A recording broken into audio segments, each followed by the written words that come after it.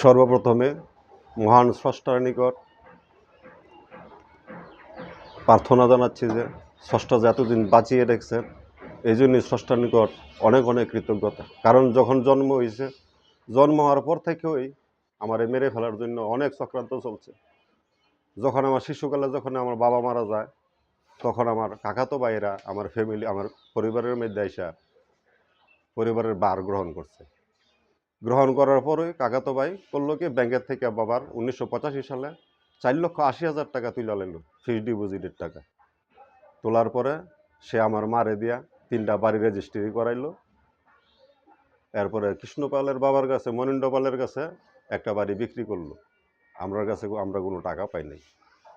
তারপরে গিয়া আমারে দিয়ে আবার কর্মকার বাজারের একটা বিট রেজিস্ট্রি করাইলো আমার ভাই নারায়ণ অথবা আমার কাকাতো ভাই সবাই মিলিয়া। এরপরে আবার যখন করতেছে, তখন তারপরে আবার দুলাল মিয়ারে আনলো। আনার পরে দুলাল মিয়া করলো, প্রথমে 2 শতক জায়গা নিল বদল করে। তারপরে 2 শতক জায়গাটা টোটাল 31 শতক, পরে আবার 31 শতক নিল বদল করে। কইলো যে কেউ দল করে লেব ডিম ডুম বাজারের সকল কিছু ফালায়, এই জন্য সে এটা তার কাছে দিলে এটা থাকবো, পরে আবার আমরা দিয়ে লাগবো। পরে আর দেয়া না, মায় করলো কি, কইলো অর্ধেক জায়গা সে ফিরাই দেওয়ার জন্য। তখন মুরাদনগর গেছে অর্ধেক জায়গা ফিরাই দেওয়ার জন্য, তখন আর সে অর্ধেক জায়গা ফেরত দেয় নাই। বরঞ্চ আরও সে আর একটা এন থেকে একটা স্টাম্প সে আমার কাছ থেকে নিয়ে সেটা বলতেছে যে বাজারের দোকান বিডি ওনার কাছে আমি সব বেচালাইছি। তারপরে সে মারতে আসে, ধরতে আসে। তারপরে কি করবো, সবার দইরা তার এন থেকে বাজার থেকেও আবার আরও 4 শতক জায়গা সে আমাদের কাছ থেকে আরও বদল করে লইয়া যায়। এইভাবে নেওয়ার পর এরপরে আরও অনেকে নিচে নেওয়ার পরে এই মামলা এদিক দিয়ে এক জায়গার মধ্যে আমি না ঢুকাই দেয়, আবার একবার এই সাইডে দাম এটা শেষ হয়, আবার আরেক সাইডে আরেকজন এটা ঢুকাই দেয়। এইভাবে আমি বেচতে আজকে নিঃস্ব। এই যে আমার বাবা যে সুদ খায় কথাটা যে সেই যে সংবাদ সম্মেলনের মধ্যে কইল,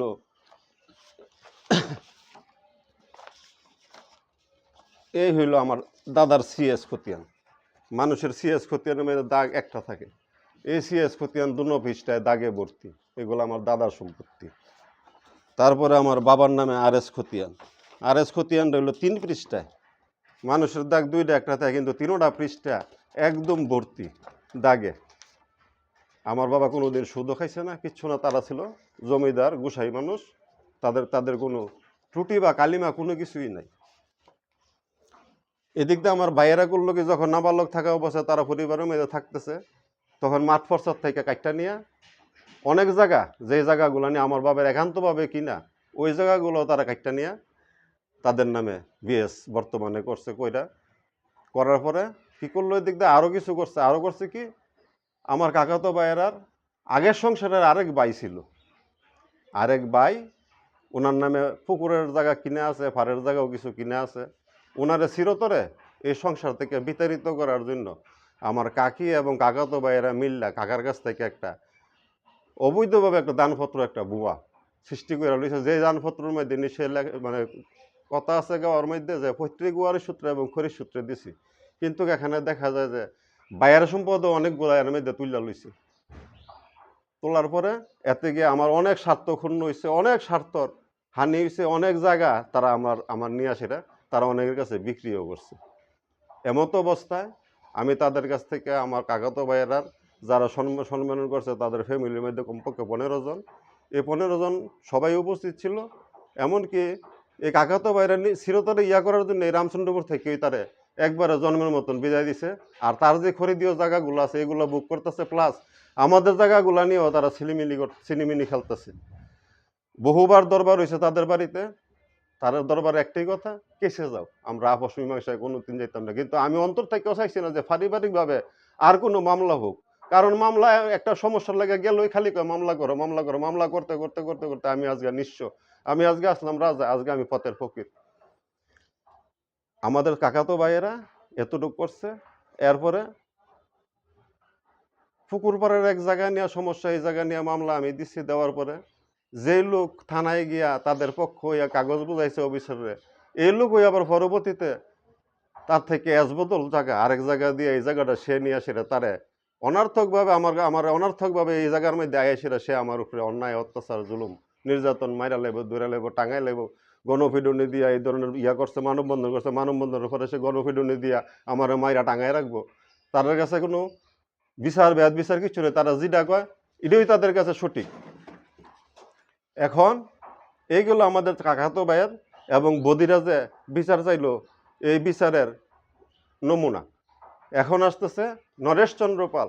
নরেশচন্দ্র পাল উনি মেম্বার ছিলেন, গত কিছুদিন আগে উনি পরলোক গমন করছেন। এই নরেশচন্দ্র পালের বাবা সুরেশচন্দ্র পাল, সুরেশচন্দ্র পাল নিজে আমার বাবারে যেই জায়গাটা নেই নরেশ পালের লগে মামলা, এই সুরেশচন্দ্র পাল নিজে আমার বাবার এই জায়গাটা খরিদ করে দিছে। সুরেশচন্দ্র পাল নিজে এই দলিলের সাক্ষীও আছে। এমনকি এই জায়গায় নিয়ে সে বলতেছে যে আমি এক নিলাম খরিদ্দারের থেকে আমি খরিদ করে আমি মালিক হইছি, কিন্তু আজ পর্যন্ত যে এই জায়গা যে নিলাম হয় নাই তার কাগজ আমি 3 লক্ষ টাকা খরচ করে আমি বাইর করে আনছি যে এই জায়গা কোনোদিন নিলাম হয়েছে না। এই জায়গা একান্তভাবে আমার বাবার, আমার সিএস খতিয়ানাতে, সিএস যার নামে আসছিল তার থেকে আমাদের খরিদ, আমাদের নামে আরএস খতিয়ান আছে, বিএস হয় নাই, যার জন্য আমি নরেশ পালের নামে মামলা আমি করছি। কিন্তু হাইকোর্টে যে হাইকোর্টের কথাটা তারা যে উত্থাপন করছে, আমি জানতাম, শুনছিলাম যে নরেশ পালের ছেলে অনেক শিক্ষিত বিদ্বান, কিন্তু সে বোধহয় ভিতরের গর্বের লেখাগুলা পড়ে নাই, পূর্বের রায়গুলা বাদ দিয়ে দিচ্ছে, কিন্তু নিম্ন কোর্টে কেস করার জন্য এই রায়ের উপরে বইলা দিছে। এই জন্য আমি মহামান্য আদালতের কাছে আশ্রয় নিছি নরেশ পালের ব্যাপার 2 নম্বর। আর 3 নম্বর হইল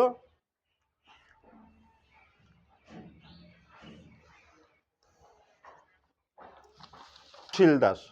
সুশীল দাসের ফ্যামিলির কবে 30 থেকে 35 জন কালকে মানববন্ধনে ছিল।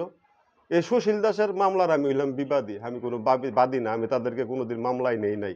অন্ততপক্ষে আদালতে গেল আমি তাদের সাথে আমি কারোর সাথে কোনোদিন বহাবাদ্য দিয়ে আমি কোনোদিনই কোনো মানে কারোর সাথে কোনো অভদ্র আচরণ বা বকাবাদ্য আমি কোনোদিনও করি নাই। এই সুশীল দাস কি করলো, আমাদের জায়গা সম্পদ নিয়ে আসে এই 31 শতক প্লটের মধ্যে 3টা দাগ পড়ছে, 1636 দাগ, 1631 দাগ, 1633 দাগ, 1634 দাগ। এই দাগগুলোর মধ্যে 33 দাগ একান্তভাবে আমাদের খরিদ, 31 দাগও আমাদের খরিদ। 1636 দাগের থেকে তারা আমাদের কাছ থেকে 12 শতক কিনা নিছে, যেটা বলতেছে কিনা যদি নিয়ে থাকলে 12 শতক, তারা বলতেছে আরো 8 শতক কিনছে, তাহলে 8 শতক 20 শতক, 20 শতক হইলে 31 শতকের মধ্যে যদি সরকার যদি 3 শতক পানা থাকে, আমি আমার এখানে মালিকানা 8 শতক। এই যে 3 দলিলে তারা সিএসএ 45 শতকের মালিক। এই 3টা দলিলে আমরা দুফাদের মূল মালিকের কাছ থেকে 45 শতকের মালিক থাকার পরও আমি তারা আমার কাছে বেচে 50.5 শতক জায়গা, 50.5 শতক খরিদ করার পরে তাদের আর কি থাকে। এই জন্য আমি আদালতের কাছে আমি মানে তারা আমার বিবাদী বানাইছে, আমি আদালতের কাছে জব গাইছি। এই হলো 2 নম্বর। আর এই হলো 3 নম্বর। 4 নম্বর হচ্ছে গিয়া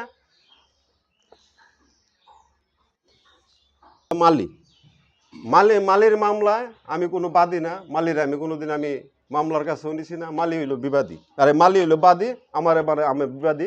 আমার সাথে সে মামলা করে আমার গাথা দখল করে গড় দরজা তুললা দিয়ে তার ভাইয়েরা আরেকবার দিয়া দখল করে এসেরা এখন সে আমার নামে মামলা দিছে। মামলা দিয়ে আমারে হেরা বলতেছে কালকে এদেরকে আমি হ্যারাসমেন্ট করতেছি, অথচ হ্যারাসমেন্ট আমি নিজেই হচ্ছি। আমার সারাটা জনম এই মামলায় গেল, কোটি কোটি টিয়া আমার এই মামলায় ব্যয়গুলো, আমার সমস্ত জায়গা সম্পত্তি মাইনসই খাইলো। এইগুলো মালে। আর মহিলাদের যে যারা মহিলা, হিন্দু মহিলা যারা আসছিল, অনেক মহিলা ওর কাছে ওই যারা এখানে আমি দেখছি ভিডিওটা, আমিও দেখছি অনেক পুরুষ অনেক মহিলা তারা দইরা আনছে, দইরা এনে ভিডিওটা করেছে। এখন কারা দইরা আনলো, এখন দইরা আনছে কাটা, নাজিমুদ্দিন করছে, তপু করছে, টিপু করছে, তারা 3 জন করছে। এই তপু করলো কি আমার নামে জায়গা, আমার জায়গা এজ বদল করে আমার স্বাস্থ্য ভাইয়েরা দিছে, তারা শক্তি আনছে আমার মারানোর জন্য। এখন আমার স্বাস্থ্য ভাইয়েরা মিল্লা, নাজিমুদ্দিন মিল্লা, তার ভাই মিল্লা, সবাই মিল্লা এখন আমারে তপু আমরা ডিক্লেয়ারও দিছে, গণসংযোগ করার পরে তোরা গাছ তুললা টাঙ্গায় তোরে মাইরা, আমার মন রেকর্ড আছে, মারার পরে আমরা ওনার বিচার না। তারা এখন মারার জন্য আমার প্রস্তুতি নিচ্ছে। আমি এর আগেও বহুবার মারতে আসছে, যখন বাড়িতে আসছে, বাড়িতে আমার আর যখন আসছে তখন আমার তাদের নাম আবার জিডি করা হয়েছে। জিডি করার পরে এরপরের থেকে তারা আমার সাথে আমারে কি করব না করব, কখন কি করব, মানে বিভিন্ন জায়গায় বিভিন্নভাবে সে আমাদেরকে হুমকি দামকি দিতেছে। আমরা ভয়েও থাকি, মানে প্রায় সময় আমরা বাড়ির বাইরে থাকতে হয়, থাকিও গিয়া, কারণ ভয় নিজের নিরাপত্তা না। আমি একা এখন বাড়িতে থাকি, আমার বাড়িতে এখন কেউ থাকে না। আর বিশেষ করে দেখলাম কমেন্টের মধ্যে অনেকে লেখছে গাঁজাখুর। আমি দেখছি আমার গাঁজাখুর কাটাই করলো ডেন্টিস্ট সেবা ডেন্টাল কবে আমার কাছে কয় ফুটলা গাঁজা বেচছে, অথবা ইলাই কবে আমার লগে কয় ফুটলা গাঁজা খাইছে, উনি জিনিসটা বলুক। আমি এই সমস্তটা মানহানি যে আমার যে হয়েছে, প্রত্যেকটা লোক যে আমার যে এই পর্যন্ত যে হস্তনস্ত করছে, হরণ করতেছে আমার জায়গা সম্পদ নিয়ে, আমি আর বিচার আমি আদালতের কাছে মানহানির মামলা করব। আমি দয়া করে সবাই আমার জন্য দোয়া করবেন। আমি সবার কাছে আমি দোয়া প্রার্থী, আশীর্বাদ প্রার্থী। আমি কারোর জায়গা খাই না। যদি কেউ যদি ভুলক্রমে আমার 5 টাকা খাওয়াইতে পারে কোনো প্রকারে, আমি তার 50 টাকা না খাওয়ানো পর্যন্ত আমার মনের মধ্যে কোনো শান্তি হয় না, শান্তি আসেই না। কারণ আমি খাইছি না জীবনে কোনোদিন, খামু কেন? তারপর আইসা আরেকজন কোনটা, ওই যে বালুর ব্যাপারে যে বললো উনি আমার কাছ থেকে টাকা পায়, এই বালু উল্লাই করলো কি, আমারে ধরলো, দাদা পুকুরটা তো ভাঙ্গা, এই সাইরোটা ফারের মধ্যে মানুষ, এদিক দিয়ে সরকারি কুপার, কেউ যাইতে পারে না, সবাই আমার বাড়িতে ধরছে, দাদা এই পুকুরটা যদি না ভরেন আমরা যাই যাতাম না। পুকুরের ফুপ্পারে 50-60টা ফ্যামিলি আছে, ওই ফ্যামিলির যে চলাচল করবো, চলাচলের কোনো রাস্তা নাই। সবাই আমার ধরলো, দাদা পুকুর দিয়ে আপনারা রাস্তা দিতে হইব, আর এই গুফারটা আপনার বইরা, পুকুরটা বইরা আপনারা দয়া করে বাড়িটি রক্ষা করেন, ইয়াও করেন। তখন এই লক্ষণ ফালা মারা গেলো, দাদা বইরা দেন না, বইরা লাইলে তো আমরা যে জায়গা জোগা আছে এর মধ্যে মাঝে দা গেলো, দাদা এই যে লক্ষণ ফালের দাদা তো আমার দাদার কাছে জায়গাটা বেচে লাইছে, হরিবল ফালাই কইলো। তো বেচে লাইলে আমার দিছে 30,000 টাকা, সে বালুর টাকা 6 শতক জায়গা, তারা উভয় ফ্যামিলি মালিক, 6 শতক জায়গা মিললে প্রতি শতক 20,000 টাকা করে গেছে। সে আমার 30,000 টাকা দিছে, সে 2 শতকের মালিক, 2 শতকের মালিক হলে সে 40,000 টাকা দিব। 40,000 টাকার মধ্যে তার কাছ থেকে আমি 10,000 টাকা পাই, আর তো বাকি 4 শতকের টাকা আমি এখনো পাই নাই। এইগুলো বালুর ব্যাপার। অথচ বালু উলায়ও আমার নামে এসে বিচার করে গেলো। তাছাড়াও মনে করো অনেক মহিলা আছে, পুরুষ আছে, যাদেরকে দৈর আইন না, সেটা আমার নামে মিথ্যা প্রপাগান্ডা রটায় সেটা। এই যে একটা ইয়া দিয়েছে মানববন্ধনের ইয়া, এই মানববন্ধনের ইয়া আমি জীবনেও সাহস হইতে না খুলতাম, আমার বাড়ির বাসায় না সে টাঙ্গাই থুয়ে রাখছে, আজকে 2 দিন ধরে ঝুলতাছে। আমি সবার কাছেই কইছি, কয় দেখ থাক, দেহক, মানুষই দেহক, অসুবিধা নাই কোনো তোর। আমি সুন্দরভাবে আছি, আমি কোনো এটার বিরুদ্ধে আমি গেছিও না, ধরছিও না, করছি না। এখন আমি প্রশাসনের কাছে বিচার চাই, যা বিচার হয়, আমার ভুল হইলে আমার বিচার 100 বার করুক, তাতে কোনো আমার কোনো দুঃখ নাই, আমার কোনো আফসোসও নাই, আমার আর বলার কিচ্ছু নেই। আমার বলার এতটুকুই আছে সবার কাছে। আমি সবারকে নমস্কারও জানাই। হ্যাঁ, বাবু বুসাই দাসের বিরুদ্ধে যে মানববন্ধন করছে, এটা আসলে এটা বানোয়াট, এটা লোকে অসত্য, সত্য না। এটা লোকে এসে ওনাকে হয়রানি করার জন্য এই কাজগুলো করাইছে কি, রটাইছে। হ্যাঁ, এগুলো ওনার বিরুদ্ধে পার্টিগুলা করাইছে কি। হ্যাঁ, হ্যাঁ, ওনাকে বা গোসাই দাস আমি কাকা বলি। আমার আব্বার সাথে একটা সুসম্পর্ক আছে, একসাথে ব্যবসা বাণিজ্য করছে। আজ থেকে 30 বছর আগে আমি ওনাকে চিনি এবং জানি। তো এই এলাকায় আমার দেখাতে আমি দেখছি যা ওনার যেই অর্থ সম্পদ, উনি পরের সম্পদ কি নিবে, ওনারগুলাই উনি দেখার সময় ওনার নাই। আমি কখনো মিথ্যা বলবো না। হ্যাঁ, আমি সত্য বলতে কখনো ভয়ও পাই না, কারণ আমি আমার জীবনে এটা দেখা যে উনি কারো কাছ থেকে কখনো কোনো দিন 1 পয়সা তো নেয় নাই, অথচ ওনার সম্পদ সবাই জোরপূর্বকভাবে দখল করিয়ে রাখছে। এটাই চিরসত্য।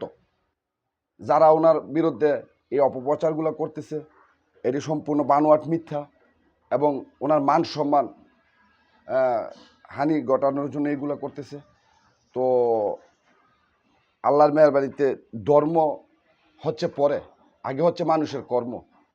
উনি হিন্দু মানুষ, এখানে ওনার জানের নিরাপত্তার জন্য আপনারা সাংবাদিক যারা আছেন মিডিয়ার মাধ্যমে এটা প্রচার করবেন। পুলিশ বাহিনী, প্রশাসন বাহিনী, সশস্ত্র বাহিনী সবাইকে আপনারা জানিয়ে দিবেন যে ওনার উপরে যেন শারীরিক কোনো টর্চার না করা হয়। উনি এককভাবেই এখানে বসবাস করে, রাস্তাঘাট চলাচল করে, ওনার কোনো উপযুক্ত ছেলে মেয়ে বাড়িতে নাই, তারা লেখাপড়া করে দূর দূরান্তে থাকে। আমি গতকালকে শোনার পরেই আমি দৌড়ে আসছি, ওনার নামে মিথ্যা মানববন্ধন করা হয়েছে। এটা সম্পূর্ণ বানোয়াট। এই ধরনের হয়রানিমূলক কোনো মিথ্যা অপপ্রচার যেন পূর্বে আর না করা হয়, ভবিষ্যতে আর না করা হয়।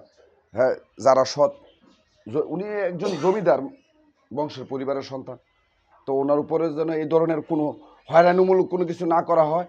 আমি আপনাদের মাধ্যমে বিশেষভাবে অনুরোধ করব, আপনারা উপরস্থলে এটা পৌঁছিয়ে দিবেন মিডিয়ার মাধ্যমে।